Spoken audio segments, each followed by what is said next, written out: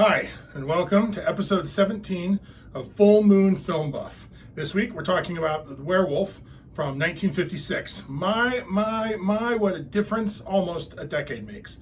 I streamed this on Amazon Prime. I had not seen this before. First, let's talk about the prominent crew and cast. This film was directed by Fred F. Sears, written by Robert E. Kent and James B. Gordon. The effects were done by Clay Campbell. The Werewolf was one of the last movies Fred Sears ever directed. He died relatively young of a heart attack. He spent his entire career at Columbia and was a favorite because he knew how to bring in films on time and under budget. His best film is generally considered to be the sci-fi classic Earth vs. the Flying Saucers from 1956, which contained spectacular special effects by the legendary Ray Harryhausen.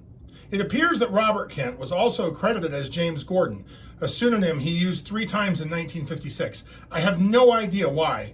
I'd be interested to know. Clay Campbell got his start making wax figures before getting discovered and starting his career as a makeup artist. The cast includes Don Megawan as Sheriff Jack Haynes, Joyce Holden as Amy Standish, Eleanor Tannen as Mrs. Helen Marsh, Kim Charney as Chris Marsh, Harry Lauter as Deputy Ben Clovey, Larry J. Blake as Hank Durgis, Ken Christie as Dr. Jonas Gilchrist, James Gavin as Mac Fanning, S. John Launer as Dr. Emery Forrest, George Lynn as Dr. Morgan Chambers, George Scissor as Hoxie, and Stephen Rich as Duncan Marsh, aka the Werewolf.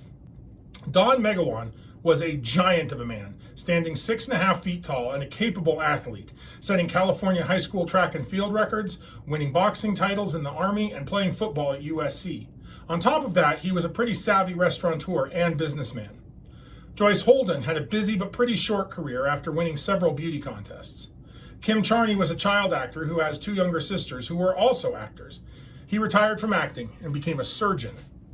Harry Lauter usually played heavies and second leads and apparently enjoyed doing so. He was also a painter and ran an art gallery in his later life. Larry Blake helped start the first Alcoholics Anonymous groups for members of the motion picture industry in LA in 1946 and spent his life helping others who struggled with alcoholism like he did. He also got to be punched by Gary Cooper in High Noon. In addition to 144 film roles, Ken Christie did a lot of radio voice acting as well. John Launer's most famous role was as a criminal court judge on Perry Mason. The most interesting tidbit I could find about George Lynn was that he appeared in 2 comedies about Adolf Hitler, The Great Dictator and To Be or Not to Be. Among George Scissor's most prominent roles was as Sergeant Mooney on the Dennis the Menace television show. Stephen Rich served in World War II and saw some fierce fighting. He planned on becoming a lawyer after the war, before getting into acting. The last werewolf movie we talked about was a slapstick horror comedy, mining the tropes of the Universal horror franchises for laughter. Now, I love the Universal style. It's what got me into werewolves and horror movies in the first place. But even I have to admit that after 14 movies, official or unofficial, in this style, it was starting to get stale. This movie really shakes that up. This is the first movie that feels distinctly American as opposed to feeling a little European. It's also the first werewolf movie of the atomic age. And camera technology has really improved since the last werewolf movie that was made. I really enjoyed this movie, and I think you will too. One of the consequences of that improved camera technology is that this movie is shot almost entirely upon location in the San Bernardino National Forest in California. You can really feel like this movie is happening in a real, actual place and not on a film stage. Most modern sources agree that Mountain Crest, the city in the movie, is actually the town of Big Bear Lake, located on Big Bear Lake itself. Now, on to spoilers. A disheveled man stumbles down the main street of the rural town of Mountain Crest on a dark winter night. He enters a bar and asks if the bartender knows who he is. He pays for his drink with a 20. A tough-looking man follows him outside. The thug demands the man's money. A struggle breaks out in the alleyway. An old woman sees 4 legs sticking out onto the sidewalk and hears the fight. 2 of the legs go limp. Someone, or something, steps out of the alley. The old woman screams and the thing runs into the darkness. The bartender and bar patrons are drawn outside. Deputy Sheriff Ben Clovey checks on the thug. Ben says only an animal could rip out a man's throat like that. Ben sends someone to fetch Dr. Jonas Gilchrist. Ben, Hoxie, and Mac, armed with deer rifles, track the footprints into the snow. Shoe prints turn into wolf paw prints. Hoxie gets cold feet and insists that further investigation is the responsibility of the law. Ben sends Hoxie and Mac back to get the sheriff, Jack Haynes. Ben remains to keep watch. Sometime later, Jack brings Ben to Jonas's office. Something attacked Ben in the forest. Jonas and his niece, nurse Amy Standish, who is also Jack's fiancée, began tending Ben's arm wounds. Jack asks Ben about what attacked him. Ben describes it haltingly to Jack as part man and part wolf. Ben intimates it may be a werewolf, but Jonas isn't buying. Jack intends to set up roadblocks until they find whatever it is.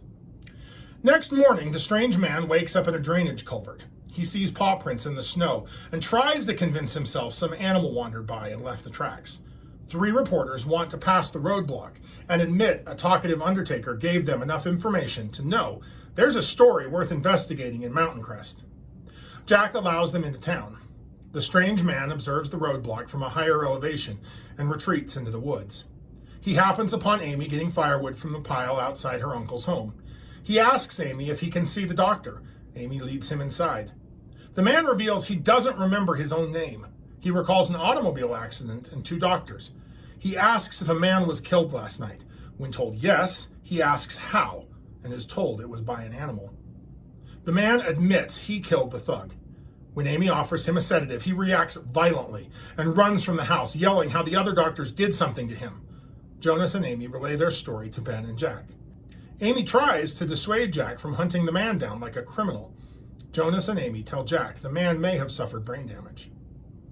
Dr. Morgan Chambers experiments on a wolf. His colleague, Dr. Emery Forrest, enters the lab. They are the doctors who treated the man after his car crash, injecting him with irradiated wolf serum, with lycanthropy being an unfortunate side effect. Morgan, the prototype mad scientist, rants about humans destroying themselves with atomic radiation. Morgan views the experiment on the strange man as confirmation of his wild theories. Morgan plans to inoculate himself and a select minority of people chosen by the pair to survive the imminent nuclear apocalypse. Morgan tells Emery they must go to Mountain Crest and ensure the loose thread is buried, literally. The doorbell rings and Morgan answers. He is distressed to find Mrs. Helen Marsh. She inquires about her missing husband, Duncan Marsh. We now have a name for our werewolf. Morgan explains Duncan's injuries were slight and says he left soon after treatment. He leaves out the serum injection. She leaves the office and returns to her car. Her son, Chris, asks about his father. They drive home, hoping Duncan will call. Duncan has retreated to the woods, but a large posse follows him. Morgan and Emery encounter the roadblock trying to enter Mountain Crest. They identify themselves and indicate they have information that will help the sheriff. They are allowed to pass. It's getting late, and Jack decides the posse will push on for another half mile. The evil docs start their own separate armed search. Duncan hears them approach and hides in the entrance of an old mine. Emery spots him, enters the mine, and finds Duncan. Duncan begs for help, but is told that nothing can be done. Duncan transforms into a werewolf and attacks. Emery tries to escape, calling for his partner. Morgan fires a rifle shot and scares Duncan off. The sheriff and his posse arrive, and Jack is upset Duncan was flushed from the mine. Jack planned on trapping Duncan in the mine. Smart plan, I really like this sheriff. Morgan confirms Duncan was a patient of theirs. That night, Ben tells Jack and Amy that Duncan killed and ate a sheep over at the Sanderson Ranch. This gives Jack the idea to use baited bear traps to catch Duncan. The next morning, Jack oversees the trap preparation. Helen and son drive to Mountain Crest. Duncan still hides in the woods. He takes the bait and is caught by a bear trap. He frees himself but is now seriously injured and transforms back to human form. The evil docs meet at the bar. Morgan is concerned that now that Duncan's wife is in town, the law may try to capture rather than kill. Morgan wants Duncan dead. Helen and Chris stay at the home of Jonas and Amy.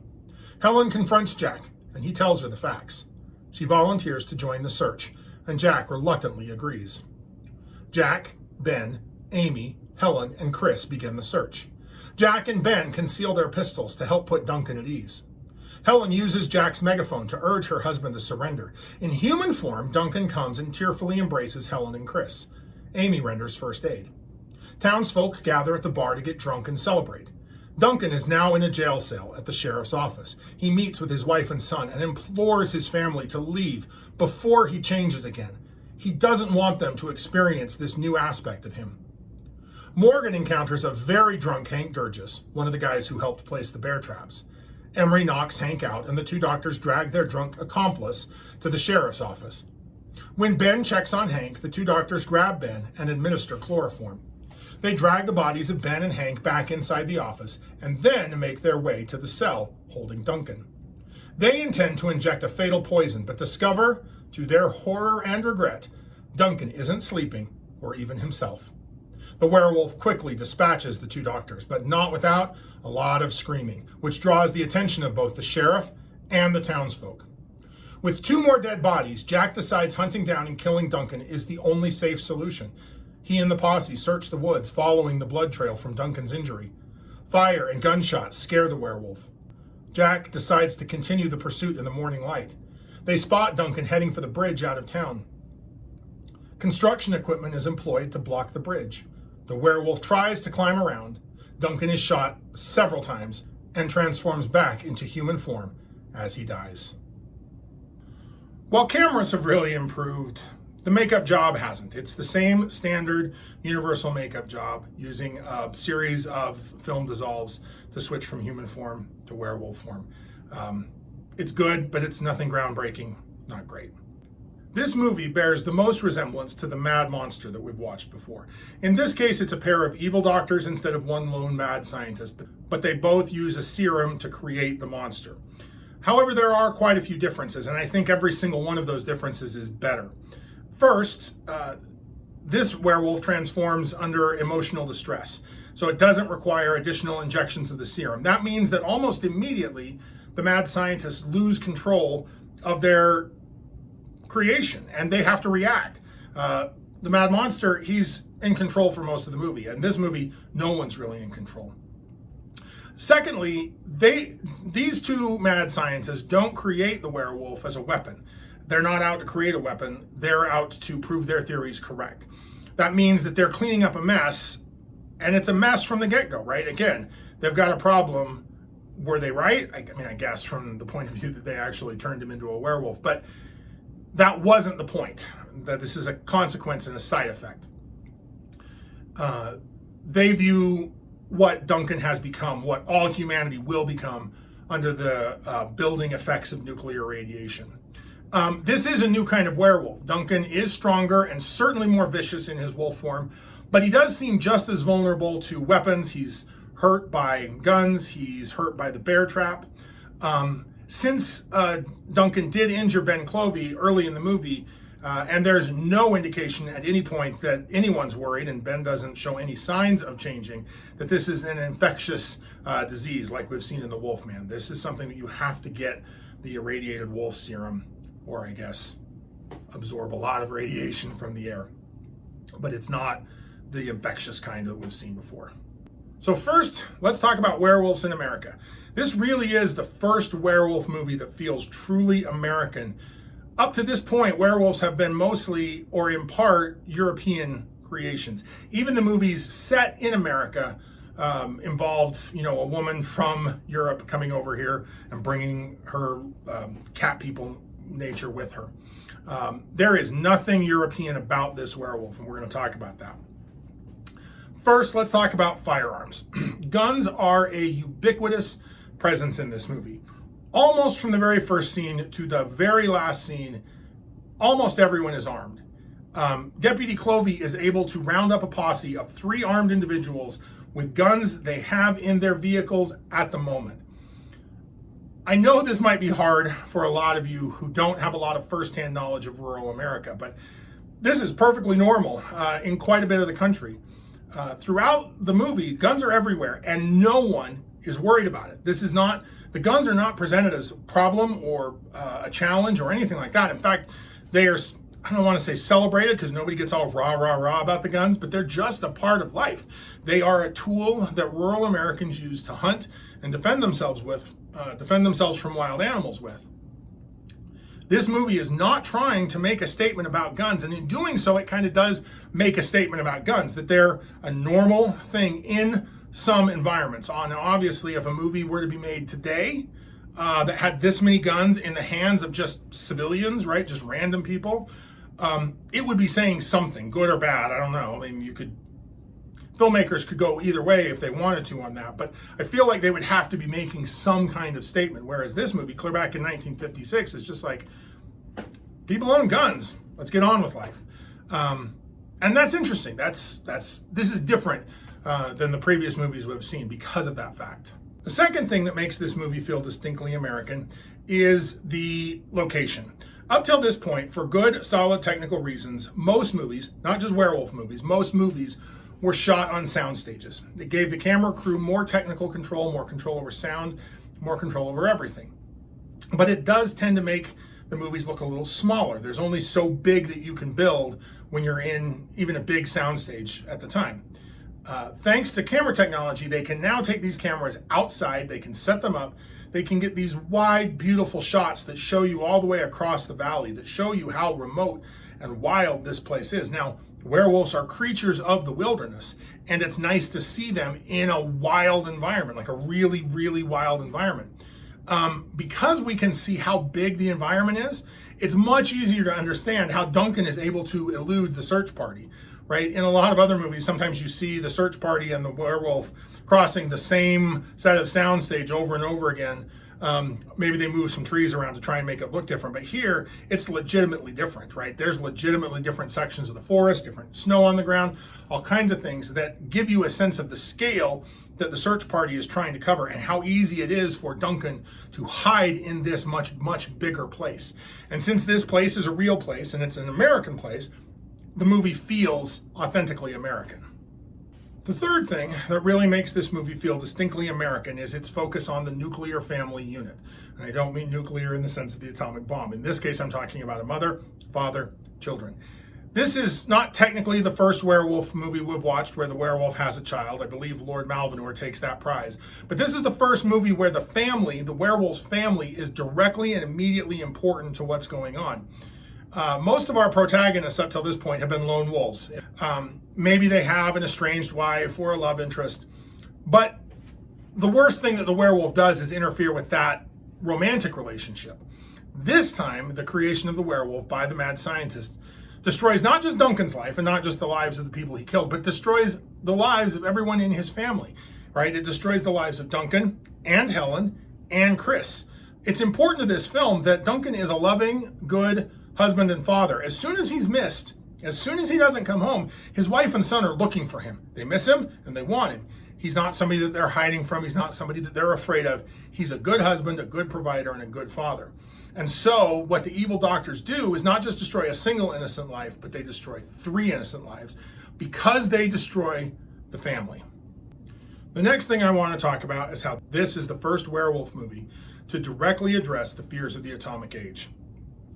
Scientific progress and the development of engineering and infrastructure and everything had been going on and ramping up for decades before the atomic bomb was dropped. But something about the raw, kinetic, destructive power plus the silent, insidious poison of nuclear radiation really shook America and the broader world up in the 1950s.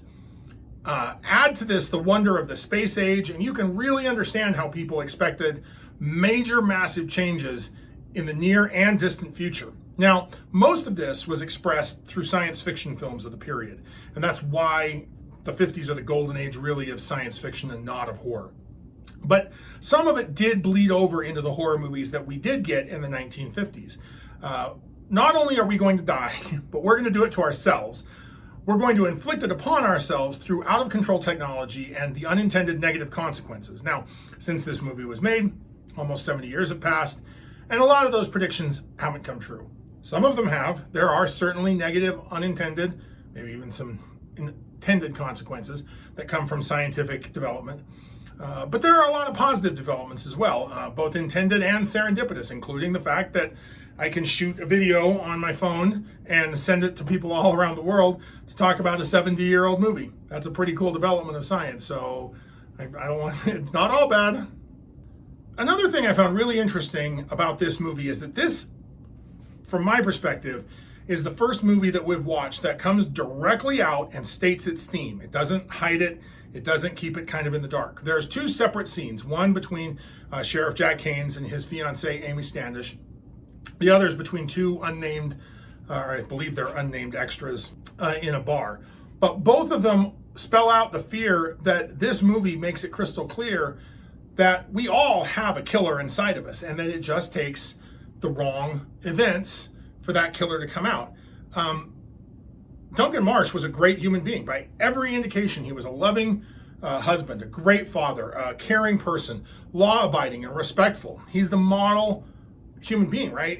I don't want to say he was perfect. I'm sure he had his own faults and flaws, but we don't see or hear any of them, and none of those are expressed through his becoming a werewolf. I don't personally hold to the idea that a buildup of nuclear radiation is going to turn you into a killer. Cancer is the much more likely outcome of being exposed to nuclear radiation, but hunger might lead you to do the things, or do some of the things that Duncan does. Fear might, jealousy might. If someone like Duncan can become a monster, then I can become a monster. You can become a monster. We all can become a monster. And it's even more important that we surround ourselves with the kind of people and institutions that will help us stick to our better natures. Finally, I do want to say it's easy with hindsight to know that no more atomic bombs are going to be dropped as military or terrorist acts for the next 65 years. Knock on wood that we keep that streak alive. But the filmmakers and the audiences in 1956 and 1957 had no way of knowing that, right? I have the benefit of hindsight, they don't. Worries about the effects of cumulative buildup of radiation make even more sense back then. They still make sense today, to be honest to you. I have no desire or intention to live on top of a radioactive waste pile. But some of their fears look a little quaint nowadays because we have the benefit of history. So next, let's talk about the villainy of idealism. And let's discuss the motives of the evil scientists in this movie. Yes, they are crazy and they are objectively wrong about nuclear radiation. But I also do think that they are sincere. They think they're right. They think they are saving the world for the right kind of people, the people that they choose, the people that they're going to select. Because they are convinced that they're right and the stakes are high enough, literally the survival of the human species, they feel justified to commit their objectively wrong acts. Let's review what they do from their point of view. Yes, they experiment on Duncan against his will. But from their perspective, he is already going to die. The buildup of nuclear radiation is already going to turn him into a killer. They're just speeding up the timetable to prove that that's what's actually happening. And they gain valuable information that enables them to save other people. His sacrifice enables them to save other people.